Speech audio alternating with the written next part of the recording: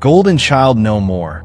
How I cut ties after my family chose my sister over my graduation. Hey everyone, have you ever felt like you were just an extra in your own life? Like everyone else was the star while you were just there? I'm Alex, 22, and that's pretty much been my experience with my family.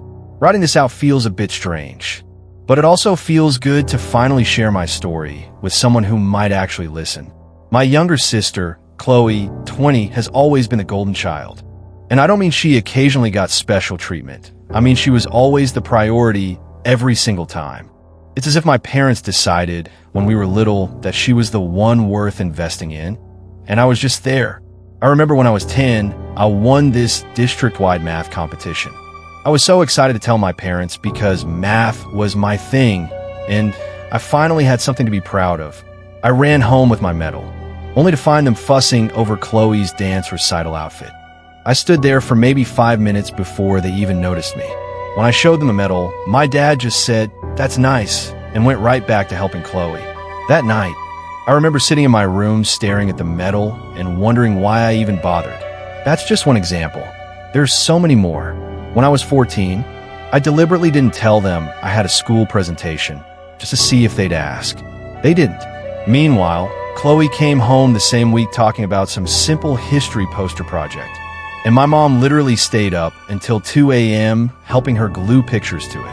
I used to vent to my girlfriend, Sarah, about this stuff, but she never really got it. "Come on, it's not that bad." She'd say, "Your parents just love Chloe a lot.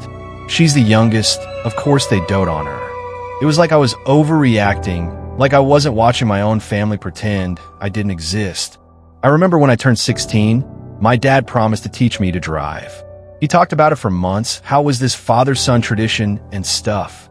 But then Chloe needed help with some science project, and suddenly, Dad had no time for driving lessons. My Uncle John ended up teaching me instead. My dad didn't even seem to care. Take my high school graduation. One of those proud parent moments, right? Mine showed up 20 minutes late. I already had my diploma in hand, standing on the stage for a group photo. I saw them sneaking in the back like it was a casual lunch date. They were late. No photos, no cheers, just my dad whispering that Chloe's volleyball game ran long. Cool. Guess volleyball trumps a once-in-a-lifetime event. My college acceptance letter came the same day. Chloe got asked to prom by some football dude. Guess which one got celebrated with a special dinner? I tried talking to them about it once when I was 19. Big mistake. My mom got all defensive and said I was being selfish and that family supports each other. Dad just sat there nodding along like a damn bobblehead. The message was crystal clear. Chloe's needs are more important than Alex's, always. It messes with your head, you know? Growing up knowing you're an afterthought in your own family, you start to expect disappointment. You train yourself not to get your hopes up. And honestly, when someone does show up for you, it feels so weird that you don't even know how to react. Uncle John was pretty much the only one who ever saw what was happening. He's my dad's older brother. And he'd pull me aside at family gatherings sometimes and say stuff like, "I see what's happening here, kid, and it's not right." He was the only one who ever validated what I was feeling. Everyone else acted like I was crazy or too sensitive. So, anyway, fast forward to college. I busted my ass for 4 years in computer science, worked part-time, maintained a 3.9 GPA, and even made some connections through networking events. I was pretty proud of myself, especially since I'd done it mostly on my own, for some stupid reason. I thought my college graduation would be different. That maybe this big milestone would be the one where they'd actually put me first for once.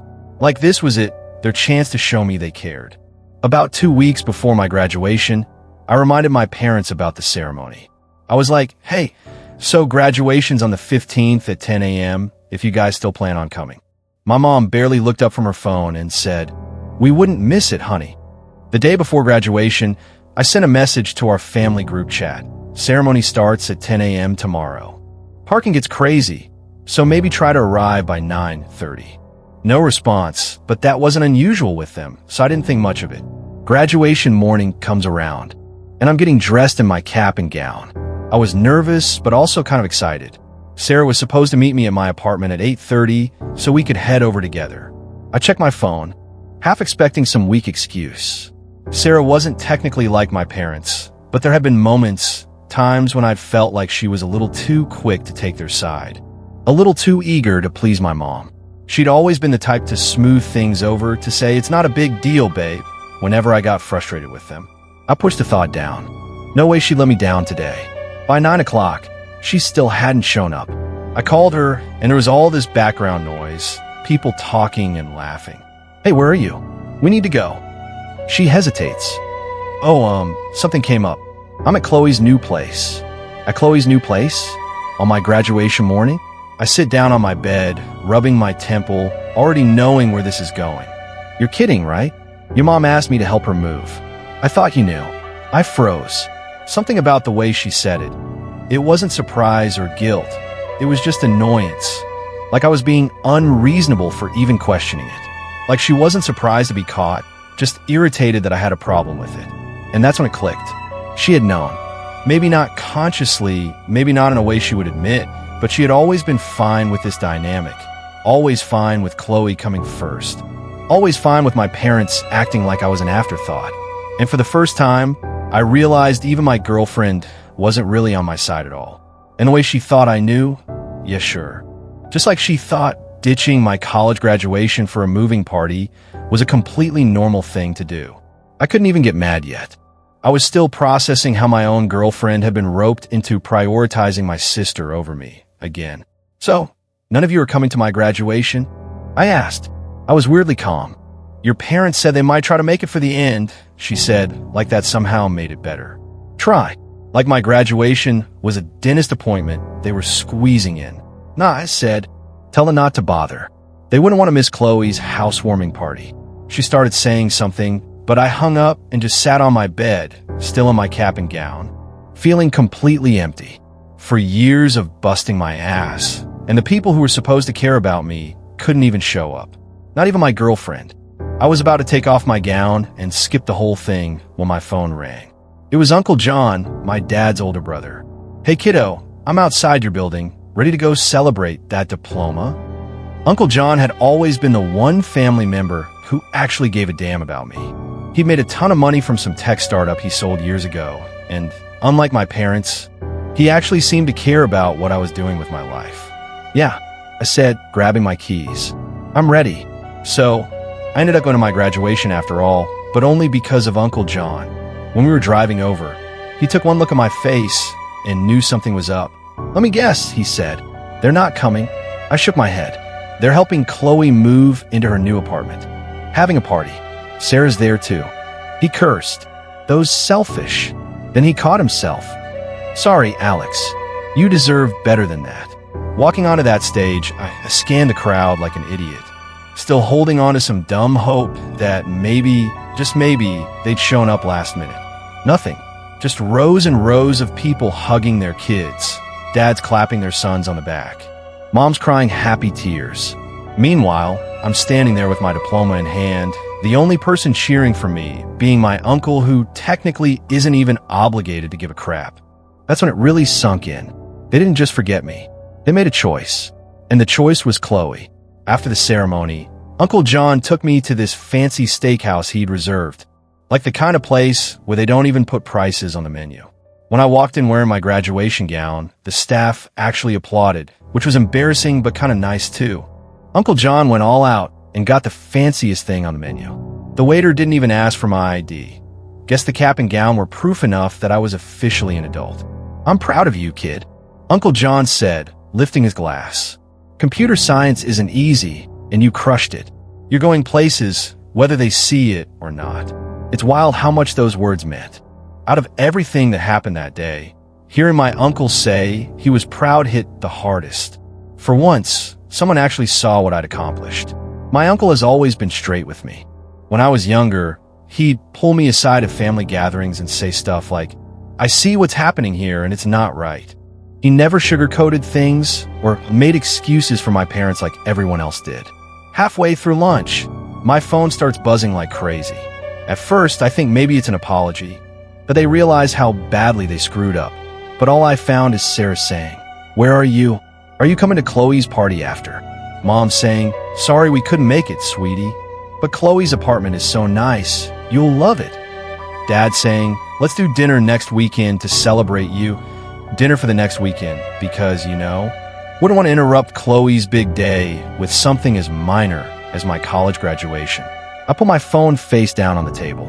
Uncle John sees my expression. Let me guess, he says, cutting into his steak. There at a party? I nodded.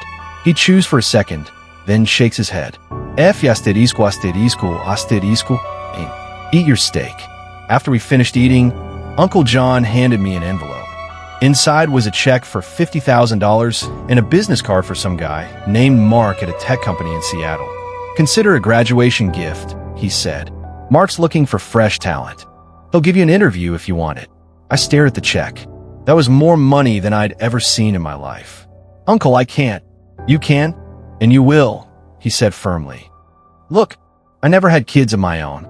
Let me do this for you. Take the money, take the opportunity, and get the hell away from people who don't appreciate you. I hugged him, trying not to get emotional in the middle of a fancy restaurant. Thank you. On the way back to my apartment, I made my decision. I was never going to my family's house again.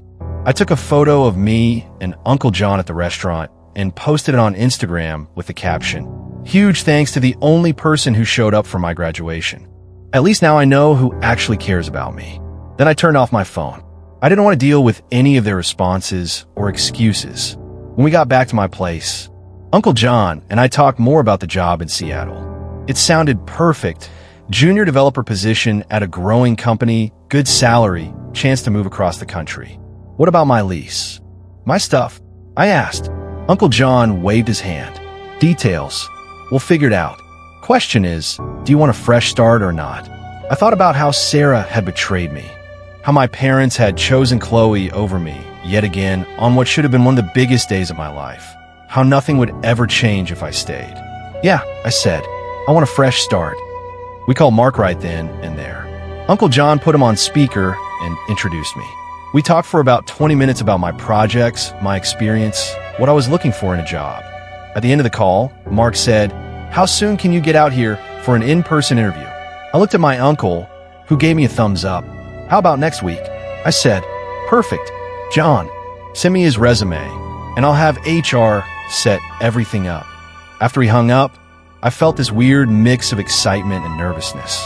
I was really doing this, starting over completely. "You're doing the right thing," Uncle John said, like he could read my mind. "Sometimes you have to look out for yourself, because no one else will." The interview with Mark went way better than I expected. I flew out to Seattle. Uncle John paid for the ticket. Wouldn't let me argue about it. And the company put me up in this nice hotel downtown. The office was super cool, one of those modern tech spaces with free snacks, standing desks, and all that stuff. Mark and I clicked right away. We ended up talking for almost 2 hours, way longer than scheduled. At the end, he was like, "So, when can you start?" Just like that. Junior developer position, 6-figure salary, which blew my mind, plus relocation assistance. I accepted on the spot. The crazy part? I didn't tell anyone about it. Not my parents, not Chloe, and definitely not Sarah. I just quietly started packing up my apartment, donated most of my furniture to Goodwill, and loaded what was left into my car. I kept my phone off most of that week. The day before I left, I finally turned it back on to tie up loose ends. Holy **T. 47 missed calls, 93 text messages, voicemails from my parents demanding to know where I was, why I wasn't answering, how I could be so childish about missing one graduation ceremony. Sarah's messages were the worst. She went from, "Please talk to me. I know I messed up. Your parents said it would just be an hour." But then everyone started drinking, and I couldn't leave, to seriously, "Alex, you ghosted me over this," till I said I was sorry. "I'm coming over tomorrow. We need to talk about this in person." "Your neighbor said you're moving? Where are you going? Call me." I didn't respond to any of it. Instead, I sent a quick email to my landlord explaining I was breaking my lease and that they could keep the security deposit. Then I got in my car at 5 a.m. and started the drive to Seattle. It took me 3 days, staying in cheap motels along the way. The whole drive, I kept waiting to feel guilty or sad or something, but honestly, I felt free, like I was finally escaping this life where I was always second best, always an afterthought. The first month in Seattle was a blur. The company set me up with a temporary apartment while I looked for a place. I found this small but nice apartment downtown, walking distance to work. I threw myself into the job, working long hours, trying to learn everything I could. My boss seemed impressed with how quickly I picked things up. I still talked to Uncle John regularly, but as far as everyone else knew, I'd vanished. I changed my number, deleted most of my social media, and created new accounts under slightly different variations of my name. I didn't want to be found. Sarah kept trying to reach me through every platform possible: emails, LinkedIn messages, even reaching out to my college friends. I blocked her on everything. My parents tried calling daily for the first few weeks. I listened to some of their voicemails out of curiosity.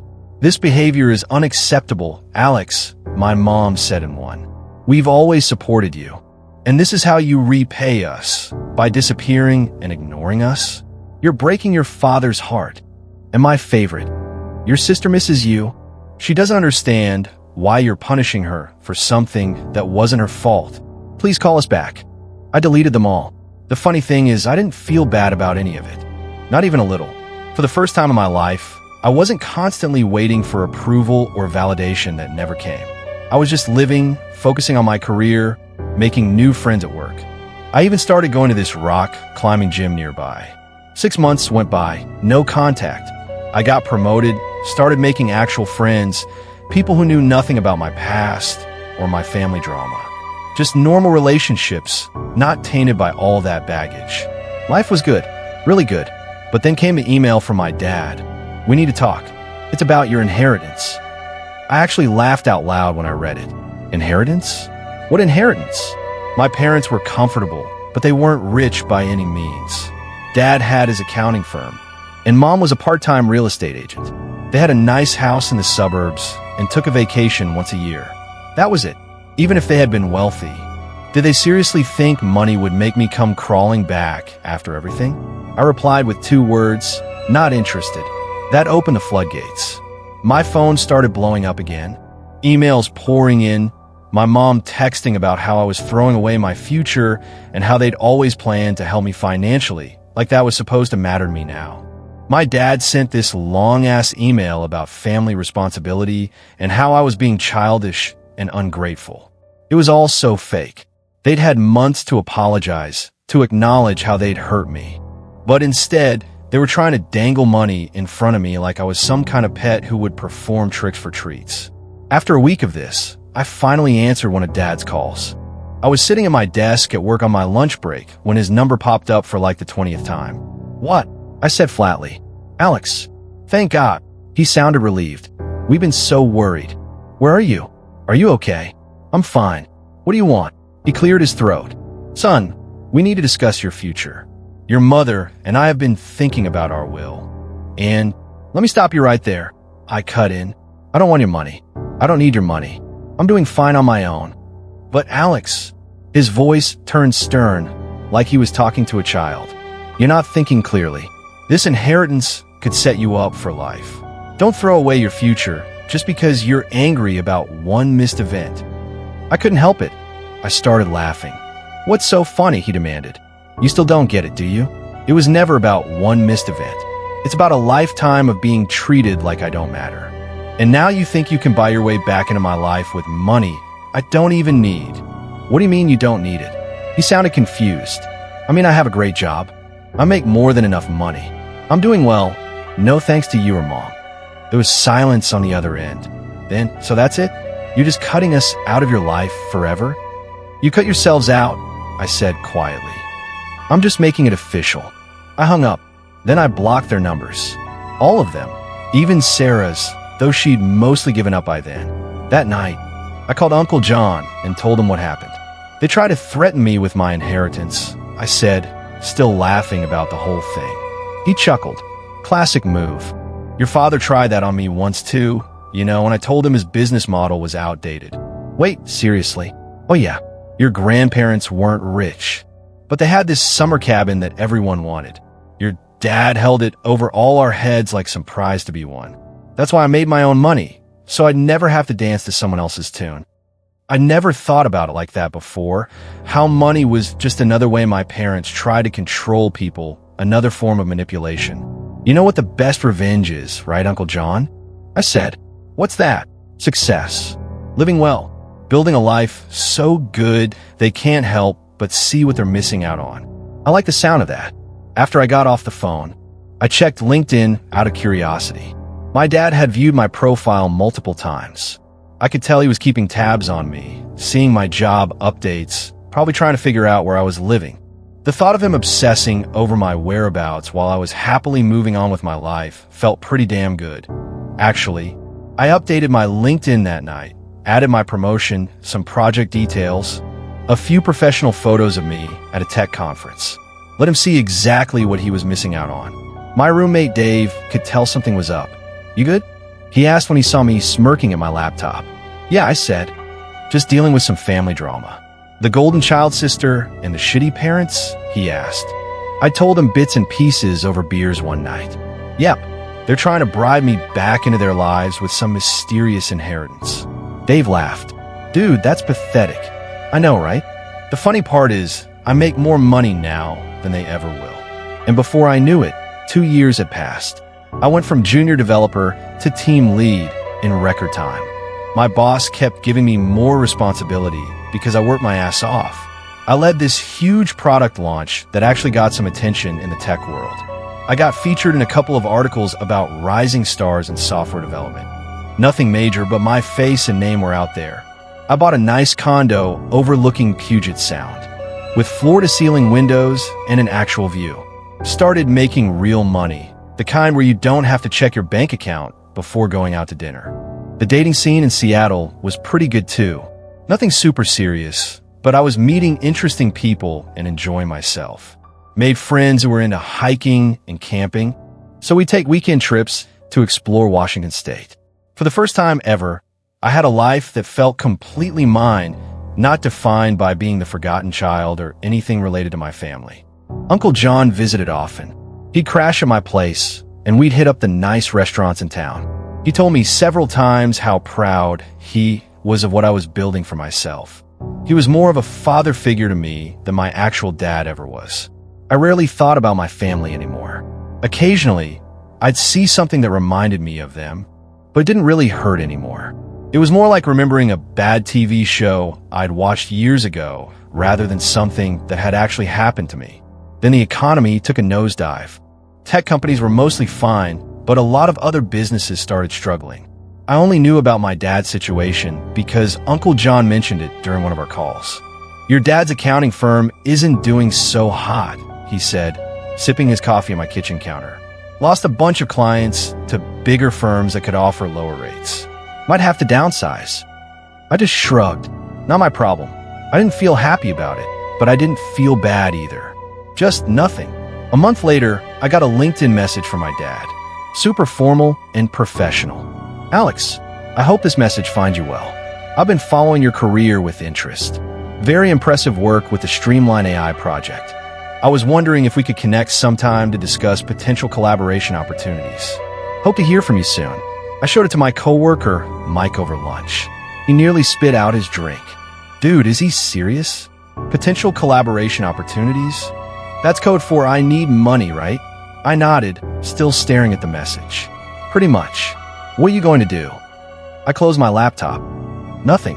But the messages didn't stop there. Next came an email from my mom, talking about how proud they were of my success, how they'd always known I would do great things. She mentioned, almost casually, that they were going through a difficult time, financially, and that they missed their son.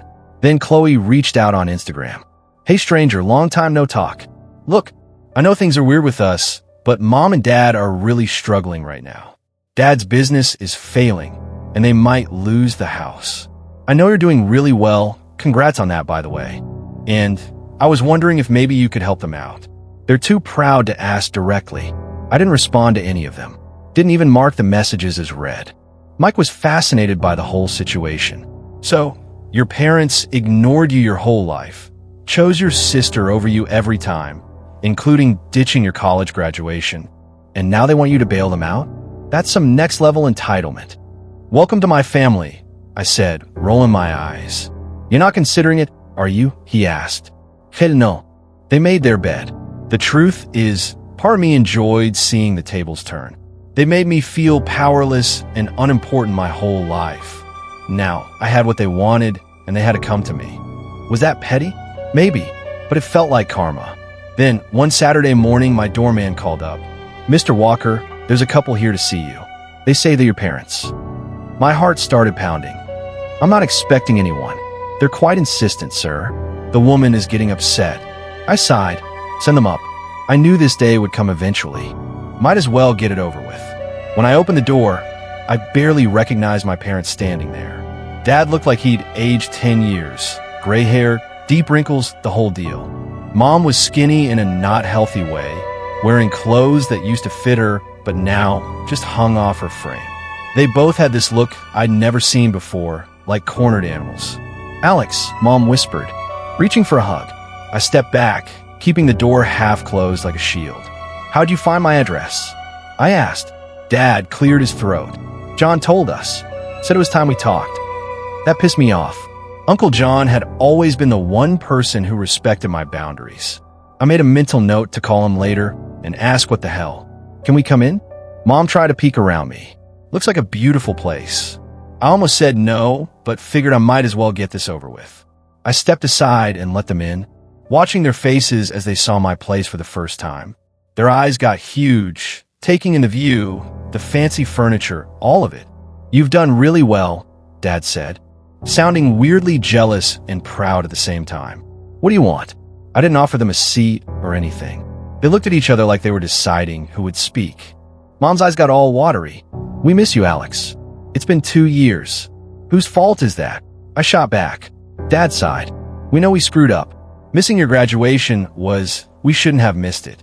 We've had a lot of time to think about everything, how we treated you growing up. It was never just about graduation," I said, feeling like a broken record. "It's my entire life being treated like I didn't matter." "We know," Mom said, staring at the floor. "We understand that now." I crossed my arms. "So what changed? The articles about me? Seeing my success?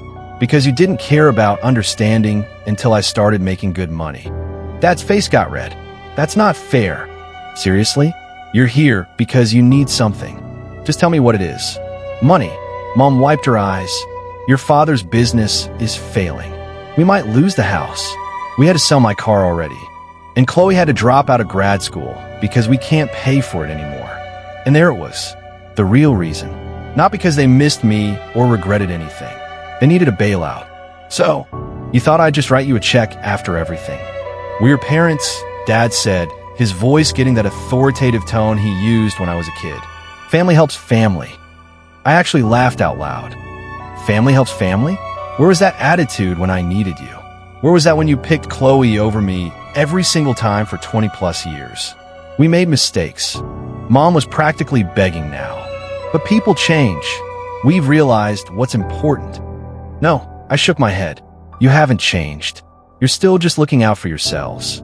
The only difference is now you need me instead of the other way around." I walked to the door and opened it. "Time for you to leave." Dad's face got hard. "That's it? You're turning your back on us when we need help, after everything we did for you?" That was the last straw. "What exactly did you ever do for me, Dad? Seriously, name one time you put me first. One time you chose me over Chloe." He opened his mouth, froze, then closed it again. Couldn't think of a single example. "Yeah, that's what I thought," I said quietly. "Get out." Mom was full on crying now. "Please, Alex, we have nowhere else to go." For half a second, I almost felt bad for them. Almost. "That sounds like a you problem," I said. "Maybe ask your favorite child for help." After they left, I called Uncle John right away. "You told him where I live?" I said, still annoyed. He sighed. "Look, kid, I thought it was time. They're in serious trouble, and they are your parents, even if they've been shitty ones. They only showed up because they wanted a handout, probably," he admitted. "But people sometimes do change when life knocks them on their ass. Not saying you should help them, just saying maybe hear them out." I thought about it all night. The next morning, I typed up an email. "I'm not giving you money, not because I don't have it, but because cash won't fix what's broken between us. I've spent 2 years building a life without you, and I'm doing great. I don't hate you anymore, but I don't need you either. Figure your own shit out. Don't contact me again. hit send, closed my laptop, and felt this huge weight lift off me. Done. Finally done with all of it. I went on a date that night with this cool girl from my climbing gym. Smart, funny, no drama. For once, I was excited about my future. One I built myself without them holding me back. So that's it. My whole story. You guys think I'm in a asterisk hole for not helping them? Or did I do the right thing walking away? Not looking for validation or whatever, just curious what others would do. Edit. Wow, this blew up. Thanks for all the comments and support. For those asking about Sarah, she ended up dating one of my college friends a few months later. Heard she still mentions me sometimes, wondering where I disappeared to. As for my family, Uncle John says they had to sell the house and move to a smaller place. Dad's working for his former competitor now. Chloe moved back in with them.